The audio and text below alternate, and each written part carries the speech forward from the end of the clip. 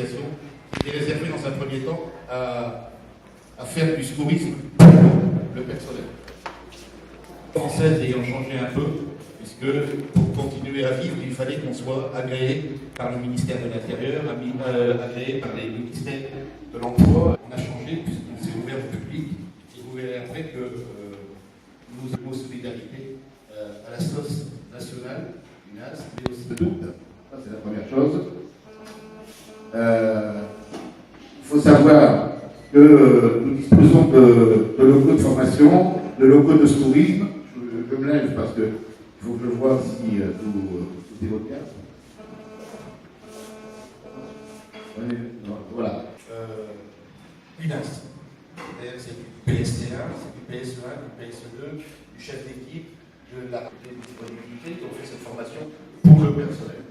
C'était un de nos premiers buts quand on m'a rencontré il y a 3 ans les scouts marocains.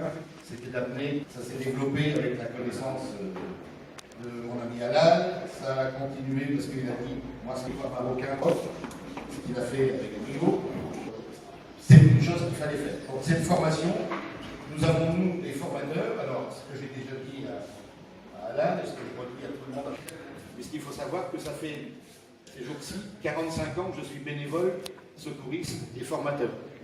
Donc c'est un plaisir, c'est toujours une recherche au-delà de soi-même, de pouvoir rencontrer en plus des gens comme vous qui êtes motivés, qui avaient envie de faire passer le message.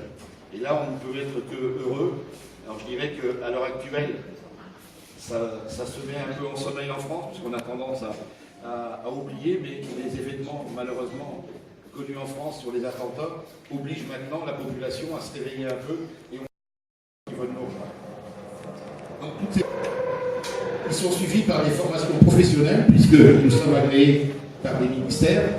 On fait de la formation guide et servile dans la sécurité, par exemple, des établissements recevant du public. La Fédération française veut que les formateurs SST vont pouvoir devenir aussi examens, donc c'est le changement aussi à ça. Et on fait aussi tout ce qu'on appelle les MAC, les maintiens des acquis et des compétences, c'est-à-dire les recyclages. Les recyclages qui sont obligatoires. Ça va en France, que l'on soit simple secouriste associatif ou formateur de formateurs, nous sommes dans l'obligation de nous recycler. Nous ne pouvons plus ni enseigner, ni faire nos actes de secourisme. On doit oublier quand même. Donc ça... Et il est évident que, comme vous, si on n'a pas de bénévoles, les bénévoles savoir-faire, on comprend très bien, peuvent être débordés lors d'une inondation, lors d'une tempête, d'une tornade, mais aussi malheureusement d'envergure. Les associations de secouristes étant agréées au ministère de l'Intérieur, ce que nous tous on fait de tout à l'heure, et je sais qu'Alal n'en a pas fait beaucoup aujourd'hui, c'est d'ailleurs de pouvoir se reposer un peu.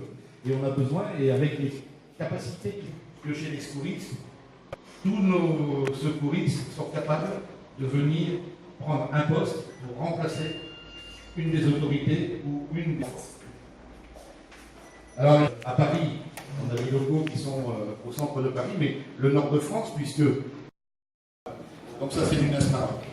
Voilà. Donc ça, c'était pour vous présenter un peu la généralité de notre association, tout en sachant que ce que disait tout à l'heure le président Burguin, eh bien, l'UNAS Nord de France, elle sera toujours aussi à vos côtés, et elle essaiera au maximum de vous aider, de vous épauler, parce que dans quelques années, eh bien, pourquoi pas, on disait hier, organiser avec toutes les régions UNAS Maroc un petit challenge de secourisme, d'amener une équipe française et de leur dire voilà les gars, vous avez vu ce qu'on a fait avec les amis marocains. En France, vous pourriez prendre de temps en temps un peu de poil de la bête et exemple. Voilà, je vous remercie.